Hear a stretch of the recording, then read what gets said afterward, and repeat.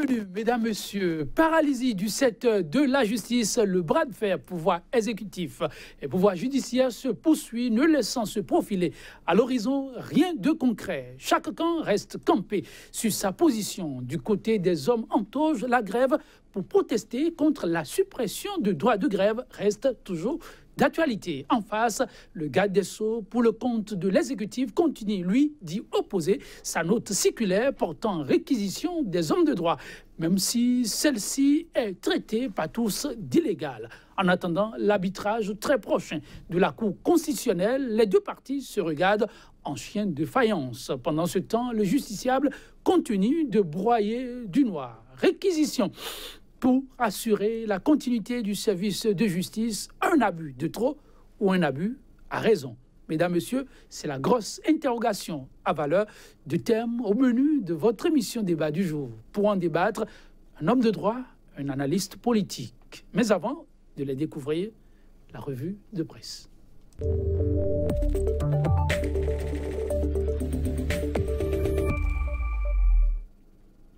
Kodjovi Ametonou, bonjour et merci d'honorer le rendez-vous du jour. Merci Joël Etoldi, c'est un devoir. Merci infiniment de le sacrifier, de l'honorer. Tous les généraux autour de certains propos tenus par Adrien Rumbedji, président de l'Assemblée nationale, lors de la cérémonie de présentation de vœux des institutions de la République. J'imagine, Kodjovi Ametonou, que bon nombre de journaux en ont fait le chou gras. Suffisamment, et puis, puisque vous n'êtes pas sans le savoir, c'est hier le démarrage de la grève générale dans l'administration publique. Les quotidiens sont également revenus sur ces aspects de l'actualité. Alors, deux faits majeurs à la une des journaux. Tout à fait. On vous laisse plutôt nous aider à nous en abreuver. Merci donc, Joël Etoldi. On démarre avec quotidien La Dépêche qui met donc en grand titre grève en cascade sur le navire Bénin. Mauvais temps pour le timonier et puis saisine de la Cour constitutionnelle. Le recours d'un citoyen contre le chef de l'État, le quotidien La Nouvelle Tribune, violation de la Constitution et des décisions de la haute juridiction. Un citoyen saisit la Cour pour rappeler talon à l'ordre. Et puis, grève générale au Bénin, le mot d'ordre des syndicats largement suivi. Présentation de vœux à la Marina Rumbedji, un talentueux griot au service du roi Talon. L'Afrique en marche. Présentation de vœux au chef de l'État. Patrice Talon attaque les syndicats. Écrit donc l'Afrique en marche. Le Béninois libéré cette fois. À propos du porte-parole des présidents d'institutions de la République devant le chef de l'État hier. Rumbedji prend Talon pour ses bottes. Preuve palpable de l'impuissance de nos institutions face donc à l'exécutif et puis mouvement général dans l'administration béninoise. Le mouvement largement suivi à l'intérieur du pays, écrit le Béninois libéré. Le confrère de la matinée, entretien avec le conseiller Apollinaire Dassi de l'UNAMAB sur la grève en milieu judiciaire. En procédant au retrait du droit de grève, et bien l'Assemblée nationale a outrepassé ses pouvoirs. Le nouvel observateur, supposé appel du collectif des syndicats du ministère à des ministères du moins à boycotter des grèves quand le régime Talon tente de diviser pour mieux gérer pour mobilisation des ressources pour le financement du PAG. Talon se rend enfin compte du scepticisme des investisseurs. Notre voix, Cour constitutionnelle, un citoyen demande la poursuite de Talon pour haute trahison. Et puis malgré la manipulation du gouvernement, la grève générale des travailleurs très largement suivie. Point média pour finir, présentation de vœux au palais de la présidence. Rumbedji toujours dans la courtisanerie, écrit donc ce journal. Talon exprime son impuissance face aux défis. Et puis, santé, Joël Etoldi, le Bénin sous la menace d'une nouvelle épidémie à virus Lassa. Merci à vous, Kodjovi. Maintenant, toute petite question alors, avant de vous laisser partir. Rumbedji, encore Adrien Rumbedji, on en a tellement parlé, comme je le présumais. Je fais un arrêt sur image avec le Béninois libéré. Photo à l'appui, donc, qui parle de Rumbedji qui prend Talon pour ses bottes. L'image est plutôt drôle à regarder. Qu'est-ce que ceci insinue quand on se réfère aussi aux autres unes? Oui, mais vous parlez d'image drôle, mais la substance des propos, elle est suffisamment grave. Très grave. À côté donc de ce riz, parce que Rumbedji qui vient spécifier à Talon ce qu'il appelle l'État sinistré. Pour Rumbedji, il s'agit d'un État saccagé, fragilisé, fragmenté, banalisé. Alors lorsque vous avez a fait à des présidents d'institutions qui se comportent à la limite comme des membres nommés par le chef de l'État pour une mission précise, qui ici sont en train de lui rendre compte de sa façon de voir les choses. Je crois que ça pose suffisamment de problème. Lorsque vous parlez, et là, il parle d'un passif, d'un Bénin sous Yaïboni, qui serait un État fragmenté, divisé, banalisé. Moi, je ne vois pas... Quand vous n'êtes pas sans le savoir. Adrien Oumbédi, sous le régime Yahi, n'a presque jamais applaudi. Ce qu'ils le disent aujourd'hui, n'est-ce pas dans la logique de ce qu'il a toujours dit hier. Mais est-ce que vous pensez que ce tableau reflète vraiment le Bénin sous Yaïboni? Un État banalisé, vous savez ce que ça veut dire? C'est un pays méprisé, snobé à la limite. Mais le Bénin sous Yaïboni, c'est le Bénin qui a été la plupart du temps représenté au niveau de la CEDEAO. C'est le Bénin qui a été représenté au niveau de l'Union africaine. C'est le Bénin qui a régulièrement bénéficié des apports des partenaires sociaux et techniques et financiers. Lorsque le président de la République lui-même dit qu'aujourd'hui les ressources se font rares et qu'il réalise donc que son programme d'action peine à trouver financement, eh bien c'est là où le Bénin est davantage méprisé, banalisé et à la limite snobé. Donc lorsque le président Adrien Oumbédi prend ces expressions pour qualifier le Bénin sous Yaïboni, eh bien on se demande s'il était vraiment dans ce pays en ce moment précis. C'est lui plutôt que, à travers ses faits et gestes, aujourd'hui, fragilise davantage le Bénin, saccage davantage le Bénin, fragmente davantage le Bénin. Et donc, s'il faut qu'il retourne ses expressions à lui-même, c'est l'histoire de celui qui va davantage se mirer. Il doit pouvoir se retrouver. Merci à vous, Kodjovi, à maintenant, mesdames, messieurs. Merci. La polémique, je le fais pas dire, enfle autour de ces propos tenus par le président de l'Assemblée nationale. Ne vous en faites pas, votre plateau débat, il consacrera sans nul doute une émission. Pourquoi pas demain? Demain, c'est un autre jour. On se donnera aussi rendez-vous pour une nouvelle une, pour des titres encore plus croustillants. Merci à vous, à maintenant. Mesdames, messieurs, à demain.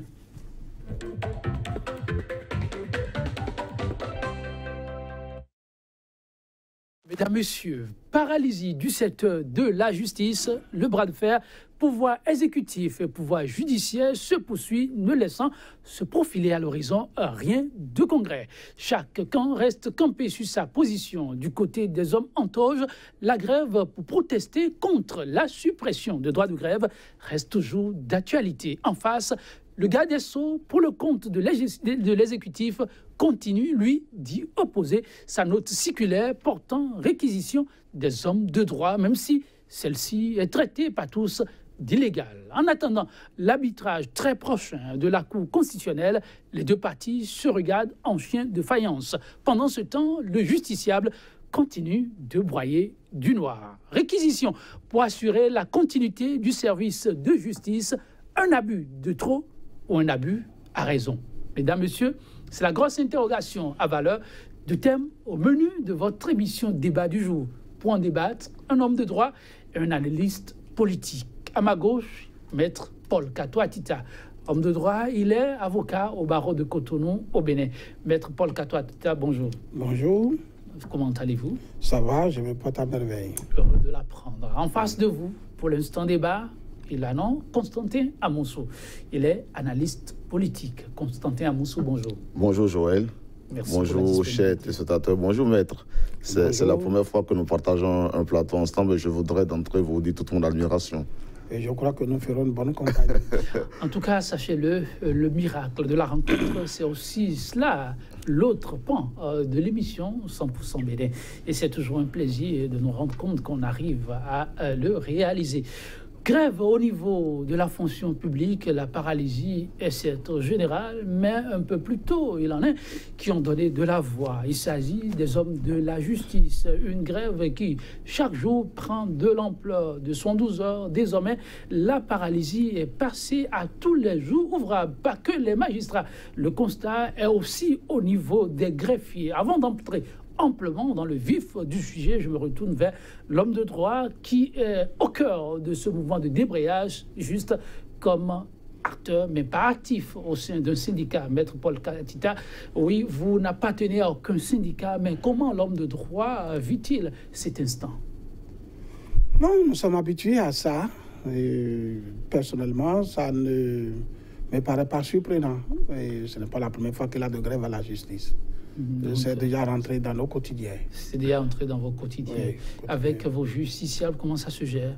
Nous, on a l'habitude déjà ils savent, et nous comprenons et nous savons gérer. Voilà. Ok, c'est toujours important, la gestion. Quand ça arrive, Constantin Amoussou, l'analyse politique et justiciable, oui, de sa position, constate que malgré la réquisition du garde des Sceaux, la paralysie au niveau du secteur de la justice reste un fait. Oui, en effet. Et au fond, on devrait se demander, mais comment le garde des Sceaux, qui non seulement est un homme de droit, mais plus encore un activiste hier des causes sociales, un activiste des droits et du respect des lois et de la Constitution, se peut-il lui-même aller à prendre une réquisition qui non seulement est contre l'esprit démocratique, mais qui plus encore porte atteinte à la légalité? Et c'est de cela justement que l'on peut comprendre la volonté et surtout l'entêtement des hommes de l'appareil judiciaire de se fonder éventuellement, et comme c'est le cas en ce moment, à continuer d'exprimer en toute légalité leur mécontentement par rapport au système, et surtout par rapport à cette réquisition qui est venue jeter de l'huile sur le feu.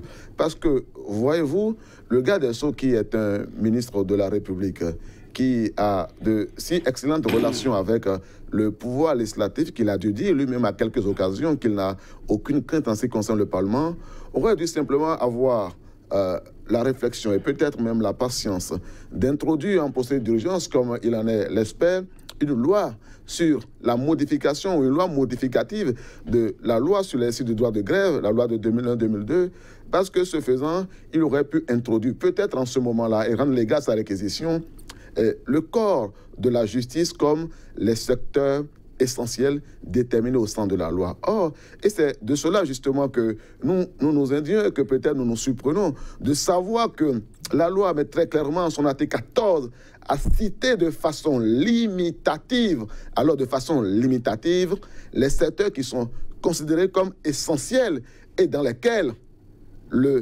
la non-observation du service minimum pourrait ouvrir au garde des Sceaux, en tout cas pourrait ouvrir aux autorités de tutelle la possibilité de recourir à la réquisition. Les secteurs limitatifs cités sont les eaux, les télécommunications, les transports aériens, la sécurité, l'énergie, la santé. Nulle part là-dedans, le secteur de la justice vient. Mais comment se peut-il que par un acte administratif, le garde des Sceaux, qui, vous l'avez répété, par ailleurs est lui-même un agrégé de droit, se soit-il avisé de violer la loi alors qu'il avait les moyens de droit, alors qu'il avait les moyens législatifs, alors qu'il avait les moyens politiques d'obtenir éventuellement une légalité de l'acte qui se donnera le temps de poser. Et donc, vous verrez très bien que la précipitation, la volonté de plaire, la volonté de montrer au chef de l'État que l'on maîtrise tous les arsenaux, et par conséquent, l'on est le plus dévoué à le servir, conduit nos hommes de loi, conduit nos hommes politiques à se dédire, mais surtout à offrir à leurs étudiants, mais surtout eux. Parce qu'à la fin, c'est la dernière chose qui nous reste, l'image que devront se faire les étudiants de Maître Diogbenou, que de l'observer et de remarquer que lui, mais que surtout lui, organise la violation massive de la loi. Sommes-nous vraiment en face d'une violation flagrante où les circonstances pourraient expliquer l'acte du garde des Sceaux? Je me retourner vers l'homme de droit pour avoir plutôt son regard en entendant d'écouter les activistes sur le terrain. Maître Paul Kato-Atita, la disposition telle prise par le garde des Sceaux est très décriée. En soi, est-ce qu'il n'y a pas des éléments qui pourraient expliquer un peu l'attitude du garde des Sceaux? Alors, je vous remercie pour dire que je vais être honnête, sincère au plan scientifique, parce que je n'ai pas l'habitude de faufiler entre la vérité scientifique et des conceptions individuelles, des débats politiques et autres. Ce n'est pas très souvent indiqué. Je suis sur un plateau. Il y a des juristes qui ne sont pas ici, mais qui vont m'écouter. Et je dois refléter une certaine vérité scientifique dans mes analyses. Et je dois vous dire que je suis très réservé par rapport à l'analyse qui se fait en général de ces réquisitions de garde des Sceaux. il faut nuancer les choses. Il faut éviter ce que je peux appeler des conclusions brutales. Et je vais m'en expliquer. De façon formelle, au vu de la loi, le service de la justice ne fait pas partie des services énumérés par le législateur pour subir les réquisitions. De façon formelle, au vu de la loi, le garde des Sceaux n'apparaît pas comme l'autorité pouvant prendre certaines réquisitions. D'abord, qui n'est pas prévu de façon formelle dans la loi. Mais entre la loi et les principes, il faut faire une différence. Le droit n'est pas forcément ce qui est dans la loi. Le droit, c'est également ce que les principes ont prévu. Alors, la position, de mon point de vue, de mes analyses, la position qui consiste immédiatement à tirer une conclusion et à incriminer le garde des Sceaux, c'est par rapport à la loi formelle telle qu'elle est. Mais il a les principes. Et je vais glisser sur ces principes. Il y a le principe de la continuité du service public. Un principe constant, à la limite séculaire, qui remonte à des siècles, constant en jurisprudence. Et dégagé, analysé et retenu comme tel par la doctrine. Une doctrine constante. Et il ne faudrait pas oublier que dans notre organigramme administratif, le ministère de la Justice relève de l'administration du ministre de la Justice, qui en est le chef de l'administration. Et on comprend, par rapport au principe de la continuité du service public, que l'autorité qu'il incarne ne peut ne pas poser un acte. L'autorité qu'il incarne ne peut ne pas croiser les bras et voir la grève se dérouler 16 jours sur 5 dans un secteur dont il est responsable. Même si la loi n'en a pas prévu, il a ce principe que lui se doit de faire appliquer, d'appeler l'attention des uns des autres.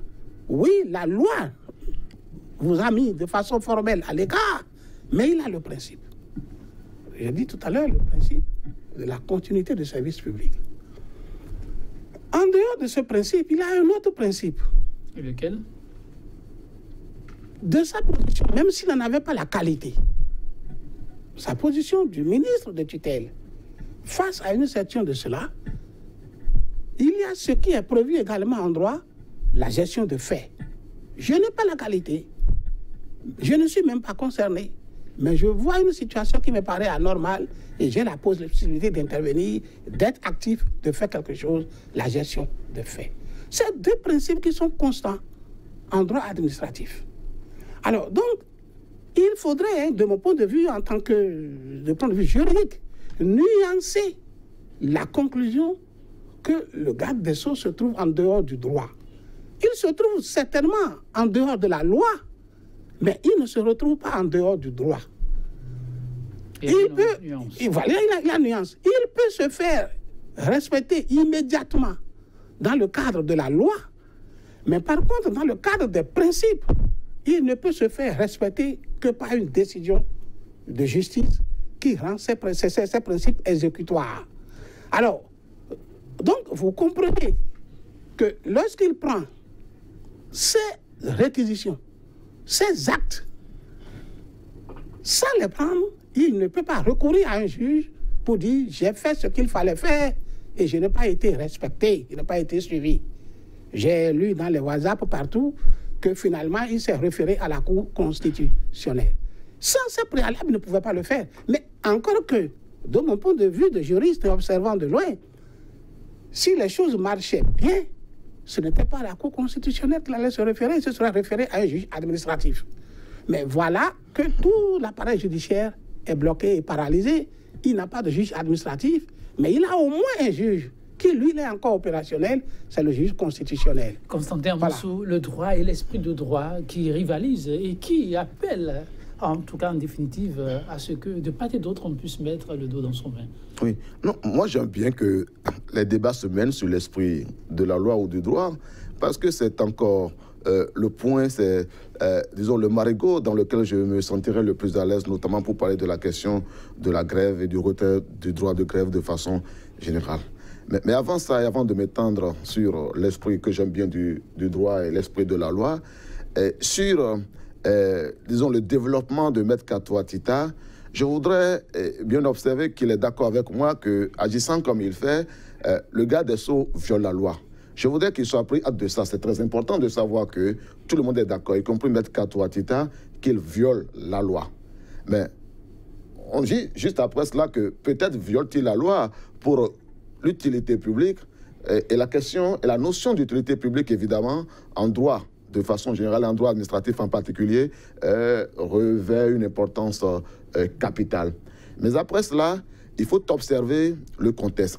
Parce que si l'on observe, comme dit Maître Katoa Tita, qu'il est obligé en tant qu'autorité administrative de prendre une décision, c'est-à-dire d'agir parce qu'il est autorité et que le fait même, que le propre même de l'autorité, c'est d'agir, on aurait dû se demander si en tant qu'autorité, préoccupé comme il devrait l'être par la continuité du service public, il n'était pas en état de prévoir que si les lois qu'il faisait voter l'étaient, eh bien cela déboucherait sur la grève générale dans l'administration, y compris dans l'administration judiciaire. Qu'en conséquence, ce qui porte atteinte premièrement et fondamentalement à la continuité du service public, c'est le fait d'une loi. C'est cette loi-là qui, en se votant au détriment de l'esprit de notre Constitution, de l'esprit de notre renouveau démocratique, a mis en branle, disons, la paix précaire, la paix fragile qui existait. Disons, le contrat, le moratoire que les acteurs sociaux, que les acteurs syndicaux avaient laissé au pouvoir pour, disons, mettre en œuvre ou en tout cas réfléchir par rapport à la plateforme revendicative. Et c'est à ce point que même le secrétaire général, je crois, du comité de coordination du dialogue social a bien fini par lui dire lui-même que tout cela n'est que l'expression du non-fonctionnement, du dysfonctionnement du dispositif qu'il est appelé à conduire. C'est le blocage du dialogue social. Mais enfin, et pour finir là-dessus, Maître Joseph Djogbenou, garde des Sceaux, aurait dû se rappeler qui il était, quel a été son combat lui-même. Se rappeler que lui-même a marché ici contre le retrait du droit de grève aux magistrats. Et que ne serait-ce que pour cela, par éthique personnelle, pour que son enfant n'ait pas le sentiment, pour que ses enfants n'aient pas le sentiment que leur père varie de position selon qu'il est dans la mouvance ou dans l'opposition. Varie de position. Parce que la vérité, le magistrat, non, alors je veux dire, l'avocat, tant qu'il est dans sa touche d'avocat, il est peut-être l'avocat d'un citoyen. Mais quand il devient un homme public, il devient l'avocat de la société.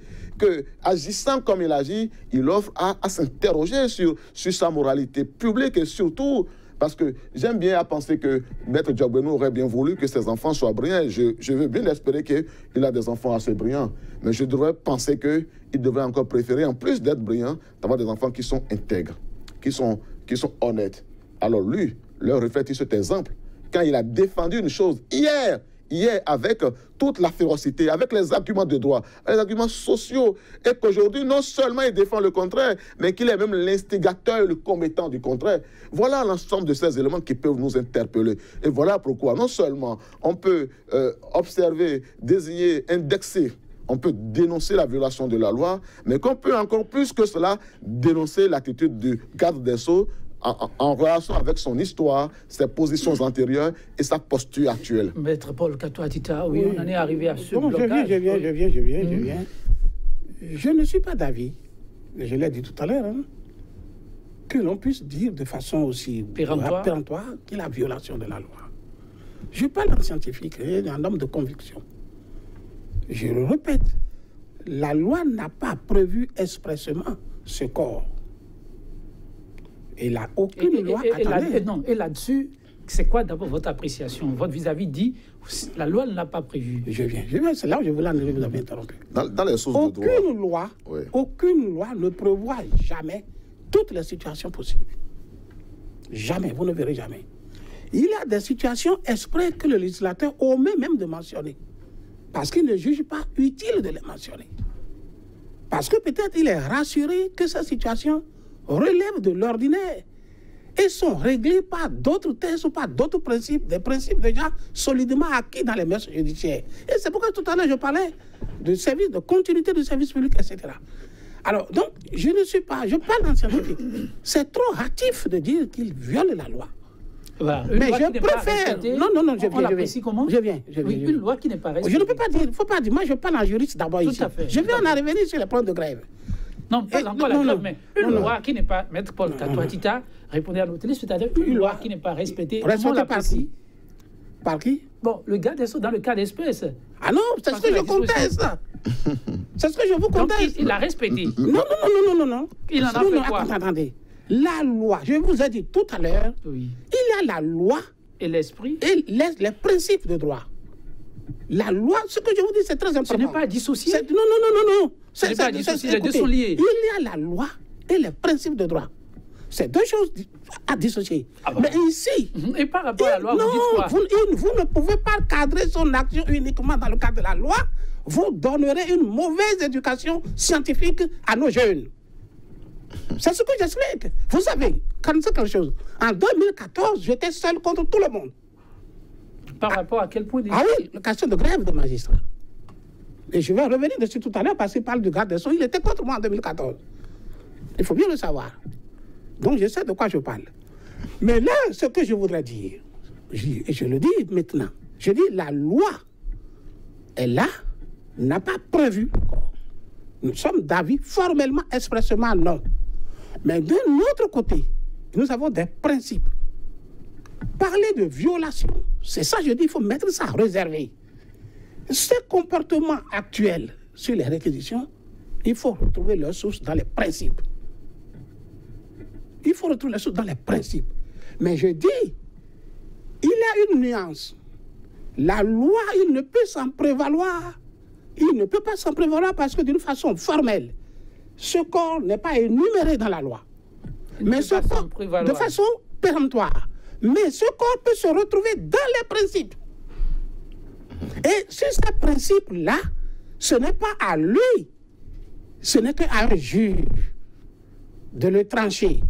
Et pour qu'il puisse se soumettre à un juge, il lui faut une démarche préalable. Cette démarche préalable, que ne peut justifier que sa réquisition. Je ne l'ai jamais vu depuis qu'il est ministre. Mais quand j'ai vu ces actes, j'ai analysé moi-même en tant que praticien, j'ai analysé les commentaires sur les réseaux sociaux et j'en déduis que ça ne peut être que ça. Alors, votre vis-à-vis dit, on en est arrivé là parce que à l'origine, il y a eu cette loi votée au niveau du Parlement. Il décrit un garde des Sceaux qu'il avait vu hier dans une certaine posture. Et ce garde des Sceaux était opposé à vous. Et aujourd'hui, visiblement, il épouse vos principes d'hier. C'est cela, Maître Paul Katoatita. Oui, cela peut arriver. Cela peut arriver. Et je vais vous l'expliquer, peut-être vous étonner également. Oh non, l'animateur juste constate. Il se fait le porte-voix. Cela peut arriver. Dans la personne du garde des Sceaux,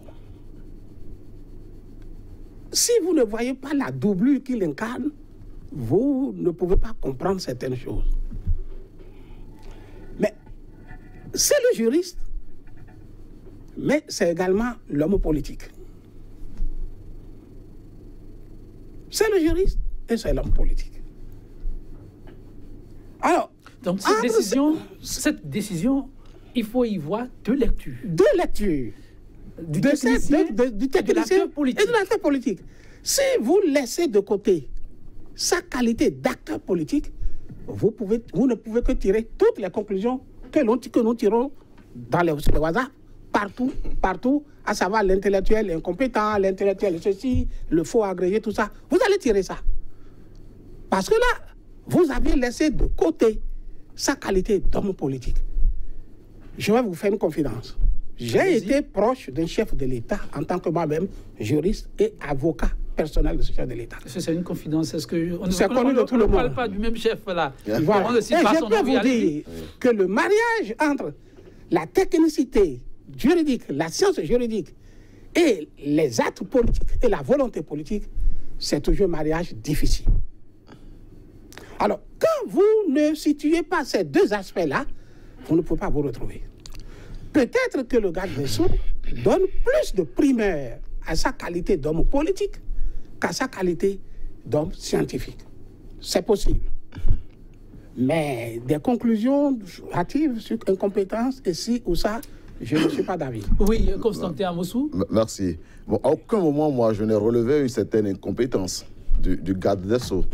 Okay? J'ai relevé la duplicité. Mais je voudrais commencer par dire que je comprends et que je salue d'ailleurs l'attitude de Maître Kato Atita, parce que la posture dans laquelle lui se retrouve est telle que, ou alors il deviendrait semblable à Maître Diogbenou, pour soutenir une position hier, son contraire aujourd'hui. Et donc, pour avoir soutenu clairement, et puis avoir été le seul à avoir soutenu hier le retrait des droits de grève aux magistrats, il est en état, il est en obligation au moins morale, ne serait-ce que pour l'unité de sa personne dans le temps, à soutenir la même chose aujourd'hui. D'abord, c'est la première lecture qu'il faut avoir de sa posture. Et c'est une posture que je salue. Mais la deuxième chose que je voudrais relever juste après ça, c'est, disons, le conflit qu'il relève à juste titre entre l'homme politique et l'homme, enfin, et le citoyen, le juriste, que Diogbenou pourrait avoir été. Donc, de façon générale, que l'acteur de la société qui peut se retrouver dans les deux camps pourrait avoir été. Or, il faut relever cela. Est-ce que l'on peut dire de façon formelle qu'il est impossible de constituer une seule personnalité logique, cohérente, entre le citoyen, entre le juriste que l'on peut être et l'homme politique que l'on pourrait être devenu? Le débat que ça ouvre, c'est peut-être sur la posture finalement, c'est une épistémologie du droit, c'est la réflexion sur l'éthique en société. En réalité, on voit s'affronter deux camps, s'affronter deux théories. C'est d'abord la théorie globale mais, de quelqu'un comme Machiavel, qui fait de l'utilité, qui fait de la recherche de l'efficacité, de la fin que l'on voudrait atteindre, le moyen de légitimer tous les moyens que l'on déploie. Et donc, si on se mettait dans la posture de dire, moi je ne voudrais pas savoir si ce que je fais est cohérent avec ce que j'ai été, est cohérent avec le droit, mais je voudrais juste savoir si ça me permet d'atteindre une fin, et on pourrait dire oui, si la politique est entendue comme cela, ça ne peut être comme ainsi. Mais d'abord, la politique n'est pas ça dans sa définition, elle n'est pas ça dans son histoire.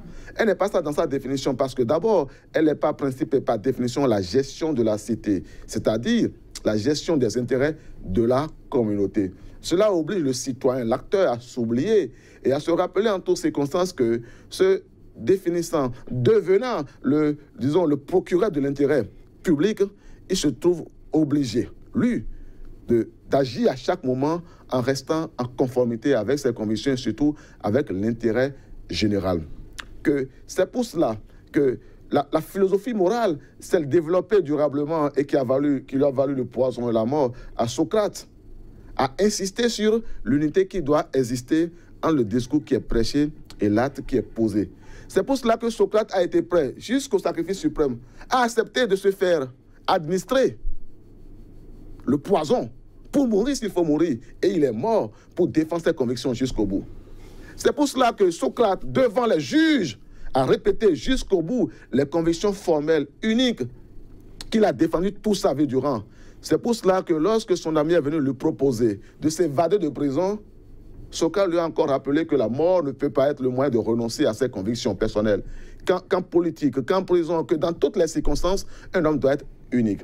Il reste à savoir finalement si, dans l'entendement de Maître Kato Atita et des politiques finalement de façon générale au Bénin, l'on ne peut faire de la politique qu'en l'entendant au sens de Machiavel, ou alors si l'on peut faire de la politique en se référant à la philosophie morale telle que développée par Socrate. Et enfin, pour dire cela, et retourner même à l'esprit de la philosophie politique depuis les origines, parce que la démocratie, oui, puisque nous prétendons être en démocratie, nous est né dans le berceau du Péloponnèse, mais on savait depuis tout ce temps que son fondement principal, c'est ce que j'aime appeler l'utopie des inventions démocratiques, c'est-à-dire la tension vers le bien.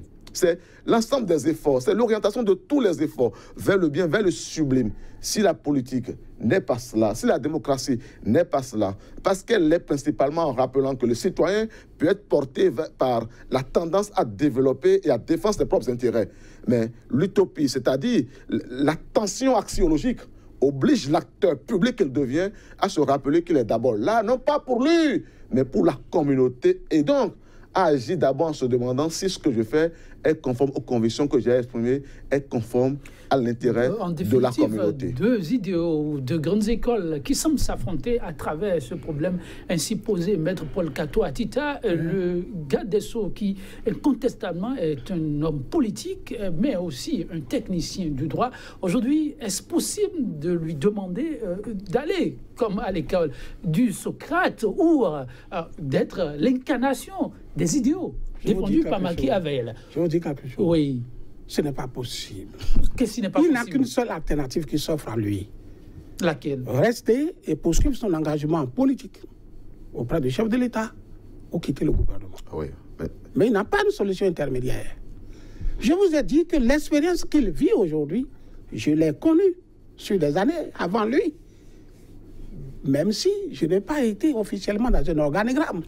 Même si je n'ai pas de la réalité politique, même si tu viens d'arriver là, même si je n'ai pas eu des charges institutionnelles comme lui, et l'expérience que j'en tire, c'est qu'il n'est pas facile de cumuler, de jumeler, de faire un bon mariage souvent entre la science, en tout cas juridique pour ce qui me concerne, et l'activité et la vie politique. L'homme, le chef de l'État, est un homme politique qui a des centaines et des centaines de courtisans, de personnes autour, qui a des objectifs politiques et qui vous pose, lui, des problèmes politiques pour lesquels il veut un éclaircissement juridique. Mais et si votre avis juridique ne coïncide pas avec son avis politique, ce n'est pas sûr que très souvent il puisse vous suivre. Parce que lui, c'est la politique. Il y a des milliers de concitoyens, il a les chefs de partis politiques, il a les faiseurs d'opinion qui viennent pour lui dire c'est ce que nous voulons, c'est ce à quoi nous tenons. Mais si vous êtes là à lui faire la théorie universitaire, la théorie du barreau, qui ne cadre pas, ce n'est pas possible. Même finalement, il finira par vous mettre au garage. Donc, c'est très difficile. Si vous ne tenez pas vous retrouver au garage, vous êtes obligé de renoncer à vos idéaux. Voilà. Et je peux vous dire, si vous faites la liste de tous nos gardes des Sceaux, depuis les années 90 à aujourd'hui, ils vous diront en honnêteté la même chose que je vous dis pour dire que ce n'est toujours pas facile de concilier les exigences des chefs de l'État qu'ils ont eu à servir avec leurs exigences scientifiques. Parce que le mariage n'est toujours pas possible. Et vous êtes toujours obligé de rechercher un centre de compromission. Et des fois, ça n'existe pas. Et des fois, ceux qui sont autour de vous constatent qu'il y a une discordance entre ce que vous êtes et qu'on sait et ce que vous faites et qu'on voit. Et très certainement, c'est ce qui arrive. Oui, Constantin Amoussou. Merci. Mais il y a une chose que moi je relève avec beaucoup de bonheur dans le propos de Maître Kato Atita. En fait, ce qu'il postule, c'est la réelle politique, qui est une école, mais qui n'est pas la seule école. Mais après, on peut se demander, parce que Maître Kato Atita, il dit qu'il n'est pas facile. Je suis d'accord avec lui que ce n'est pas facile. Je suis d'accord avec lui que ce n'est pas facile. Mais parce qu'il parle des principes de droit et qu'il aime les principes de droit, c'est peut-être même le plus important, le plus fondamental des principes de droit, celui qui dit « droit laisse, c'est de laisse ». C'est-à-dire que la loi est dure, mais c'est la loi. Elle fait mal. Et cependant, il faut la mettre en œuvre dans sa lettre et dans son esprit. En conséquence, si c'est vrai que bien souvent, dans la mise en œuvre pratique de la gestion, du management de la vie politique, on peut être confronté à des barrières érigées par la loi. Si on peut être confronté à des difficultés insurmontables du fait de la loi, c'est aussi vrai que si l'on est obligé de violer la loi ou de violer ses convictions personnelles, il eût été préférable de démissionner. Et même Kato Atita parlait de la démission comme c'était la pire des choses qui pourraient arriver à un homme. Moi, je ne comprends pas. Socrate, peut-être vous direz que ce n'est pas un contemporain, a vécu la mort qui est pire que la démission de mon point de vue dans l'échelle du mal qui pourrait vous arriver. Du moins, si on regarde ici les choses d'un œil plutôt matériel. Et cependant, il a été disposé au prix de sa vie à rester conforme à lui, à rester conforme, disons, à la loi telle qu'il l'entastramento.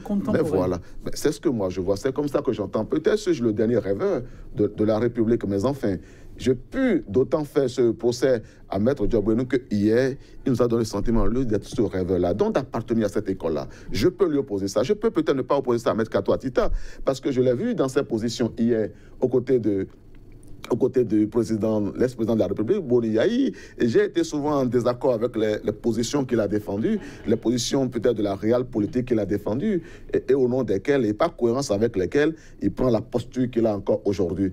Mais moi, je reste encore à me demander, à dire ceci.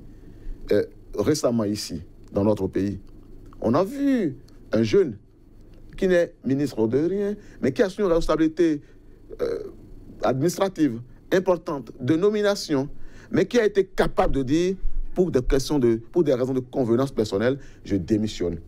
Il a fait. Mais pourquoi des personnes qui ont fini d'avoir leur retraite, des personnes qui ont assumé des fonctions dans des missions internationales, des personnes qui, manifestement, devraient être mal à l'aise si l'on s'en tenait à la philosophie qu'ils ont proférée pendant les dernières élections, les personnes qui ont défendu, qui se sont portées comme les intellectuels dans la rue hier, pour dire que c'est dans la rue et dans les marchés, puis que c'est dans les marchés, que c'est dans les écoles, dans les universités qu'il faut aller sonder le citoyen avant de toucher à quelques virgules d'une constitution, se trouve à faire tout le contraire du seul fait qu'ils se trouvent dans un appareil et que démissionner pourrait être pour eux la pire des choses qui adviendraient. Constantin Amonsou, c'est-à-dire que les avantages,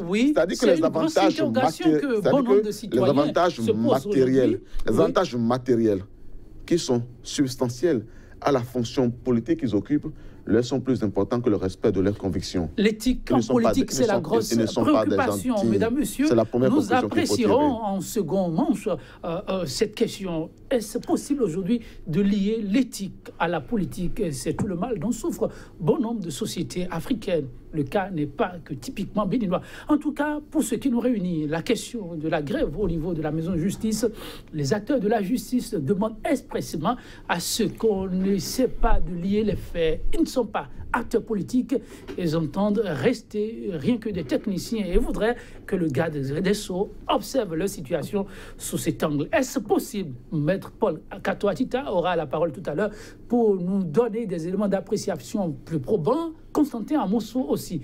Mais en attendant, nous allons, avec la complicité de la régie, écouter l'un des porte-voix de tous ceux-là qui sont actuellement en grève au niveau de la justice béninoise. La régie. Le constat est là, c'est que tout est fermé. Même s'il y a un guichet qui collecte les actes, ça ne fonctionne pas. Donc, depuis 3 semaines, il faut dire qu'il n'y a plus d'audience au Bénin. Donc voilà le point. Il a procédé à des réquisitions, mais malheureusement pour lui, et je sais que lui-même il le sait, selon la loi portant exercice du droit de grève, la justice ne fait pas partie des services essentiels où il faut procéder à des réquisitions. Et nous le lui avons notifié. Et il sait, nous savons qu'il sait. Maintenant, pour prouver qu'il n'a pas croisé les bras, c'est certainement pour ça qu'il a procédé à ces réquisitions. Et nous disons, quand nous disons que ces réquisitions sont illégales, c'est pour cause. Parce que quand vous prenez la loi 2001-09 portant exercice du droit de grève, vous verrez clairement à l'article 14, les services essentiels où il est procédé à des réquisitions.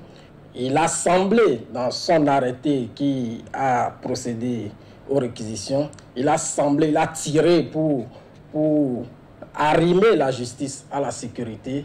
Mais le législateur, il a été clair. Le législateur n'a pas parlé de sécurité simplement, le législateur a parlé de service de sécurité. Si nous allons dans le dictionnaire, si nous allons dans le lexique des termes juridiques, dans le vocabulaire juridique, nous savons ce qu'on appelle service. Ce n'est pas, comme on dit, on n'a pas dit les services qui concourent à la sécurité. Si on avait dit ça, on aurait compris. Mais on a dit les services essentiels et on a cité la sécurité. Donc, les services de la sécurité. Si on était au ministère de l'Intérieur, les réquisitions seraient valables. Mais lui, dans son arrêté, il a dit que notre mouvement empêche d'assurer la sécurité, alors que ce n'est pas l'idée énoncée par le législateur au niveau de l'article 14. Donc nous nous sommes déliés du devoir d'obéissance. Non seulement ça, quand vous prenez l'arrêté qui a procédé à la réquisition, il y a trop d'anomalies dedans. Quand vous prenez l'article 16 de la loi, le deuxième alinéa dit qu'en aucun cas on ne peut réquisitionner les responsables syndicaux organisateurs de la grève. Mais notre ministre, dans ses réquisitions, pour ce qui concerne le Centrajab par exemple, a réquisitionné 2 membres du bureau directeur national. À partir de cet instant, sa réquisition viole la loi portant exercice du droit de grève et nous nous sommes déliés une fois encore par rapport à ça. Et partout au Bénin, dans toutes les juridictions, sa réquisition n'a eu aucun effet. Et nous, dès qu'il a eu affaire à notifier, à signifier, je vais dire même, ces réquisitions par voie d'huissier aux collègues, nous aussi, nous lui avons répondu par voie d'huissier et nous avons fait opposition à la mise en œuvre de ces réquisitions. Donc, ça fait qu'aujourd'hui, vous verrez, vous pouvez promener vos caméras dans la maison, vous pouvez aller dans d'autres juridictions, vous verrez que les portes sont closes. Donc, sa réquisition n'a eu aucun effet sur notre mouvement.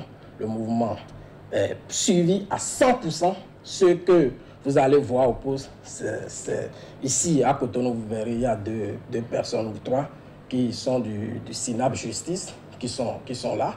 Eux ne sont pas en grève.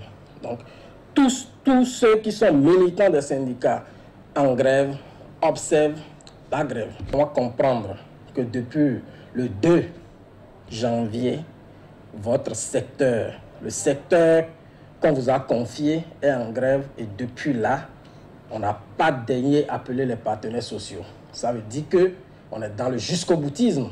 Mais c'est sans savoir que le jusqu'au-boutisme aussi a un prix. Peut-être qu'il est prêt à payer le prix.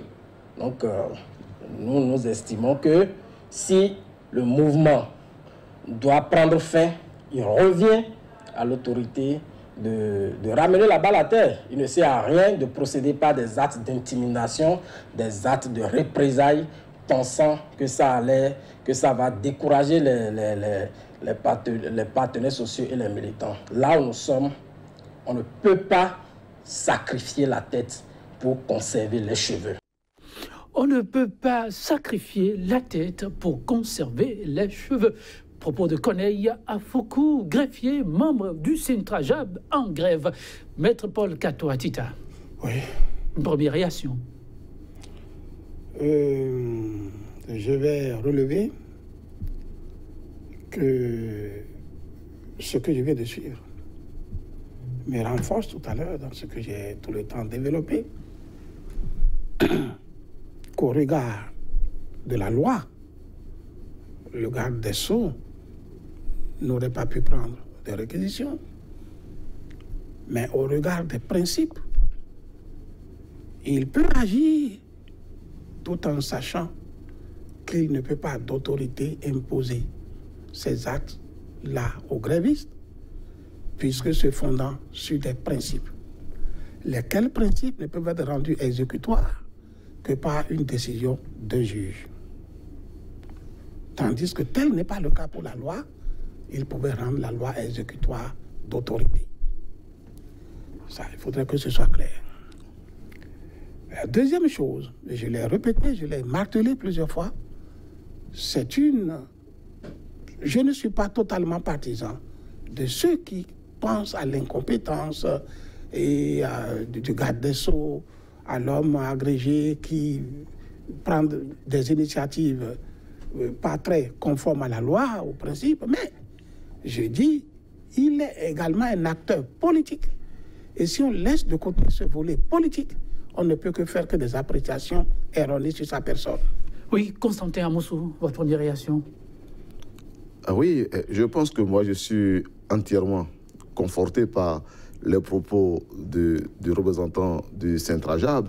Je n'ai pas plus à dire, sinon à rappeler que de mon point de vue, la promesse électorale peut être solvable dans le principe si les acteurs politiques ne se mettaient pas en posture de jouer avec les citoyens en prétextant de ce que les citoyens ne connaissent pas, qu'ils ne savent pas qui ne sont que des analphabètes et donc on pourrait les manipuler à tort et à travers. Oui, Maître Paul Katoatita, Constantin Moussou, vous l'avez suivi. Pour eux, la seule solution au problème qui perdure au niveau de la maison de justice, non, le dialogue. Depuis le 2 janvier, dit-il, le garde des Sceaux, jusqu'à présent, n'a pas daigné les rencontrer. Je vais vous dire également quelque chose. Ça peut être une analyse erronée de vouloir chaque fois s'en prendre au garde des Sceaux. C'est un ministre qui dépend d'un chef de l'État. C'est le chef de l'État qui est le détenteur de sa politique gouvernementale et de l'orientation qu'il donne. Moi, je ne suis pas au gouvernement, je ne suis pas avec eux. Je ne sais pas si le garde des Sceaux peut prendre des initiatives personnelles d'une certaine envergure. En dessous, vous voyez le chef de l'État. Il ne peut pas prendre des initiatives personnelles en dehors d'une certaine nature, en dehors du chef de l'État. Donc, je pense qu'il faudrait plutôt s'adresser à vers celui qui est le vrai détenteur du pouvoir. Et celui-là, c'est le chef de l'État. Le garde des Sceaux n'est que le collaborateur. Constantin Amoussou, possible de ramener la balle à terre, mais pour le syndicaliste, vous l'avez suivi tout à l'heure, une seule voix s'impose, le dialogue. Oui, et c'est en cela qu'il faudrait s'étonner de l'attitude du garde des Sceaux une fois encore, mais de façon générale, rappeler l'utilité qu'il y avait à préserver le droit de grève au profit des agents. Parce que la vérité, c'est quoi? Quel est le but du droit de grève? Ce que garantit le droit de grève, ce n'est pas la grève, c'est le dialogue. Et donc, le droit de grève n'est que ce que je pourrais appeler la garantie que les acteurs sociaux se mettront en devoir de se parler. Voilà pourquoi il est encore une fois important de remettre le droit de grève en sa position, donc de permettre aux acteurs de se retrouver pour échanger, pour dialoguer, pour régler les problèmes de la société. Et de vous auriez envie de dire quoi avant de quitter ce plateau aujourd'hui? Je dirais avant de quitter ici qu'en tant qu'acteurs sociaux et politiques, nous devrons avoir constamment à l'esprit de rester cohérents dans nos idées, dans nos positions, dans nos postures. Maître Paul Katoatita. Je vais finir par vous dire ceci. Le retrait du droit de grève aux agents de la justice, qu'ils soient les greffiers, qu'ils soient les magistrats ou à tous les autres fonctionnaires de l'État béninois, en ce moment-ci, j'ai eu l'occasion de le dire déjà, c'est une provocation. Cela ne valait pas la peine. Il fallait éviter ça. Le contexte politique, social de notre pays, depuis 20 mois, ne permet pas ça. C'est une erreur politique. Mais je continue aussi de dire qu'il ne faut pas déplacer les responsabilités. Le seul qui gère la politique gouvernementale, c'est le chef de l'État. Et si l'on veut trouver une porte de sortie à cette crise, il faut se retourner vers le chef de l'État. Merci, Maître Paul Katoatita, Constantin Amoussou. Merci. Mesdames, Messieurs, ce fut un immense plaisir de vous avoir encore tenu compagnie. 100% Bénin, c'est terminé pour le numéro du jour. On se retrouve demain, mais avant de prendre congé de vous, cette citation d'un des plus grands, dit-on, philosophes de tous les temps, Baruch Spinoza, avant donc de vous quitter. La paix n'est pas l'absence de guerre. C'est une vertu, un état d'esprit, une volonté de bienveillance, de confiance, mais aussi et surtout de justice. À demain. Merci pour l'attention soutenue.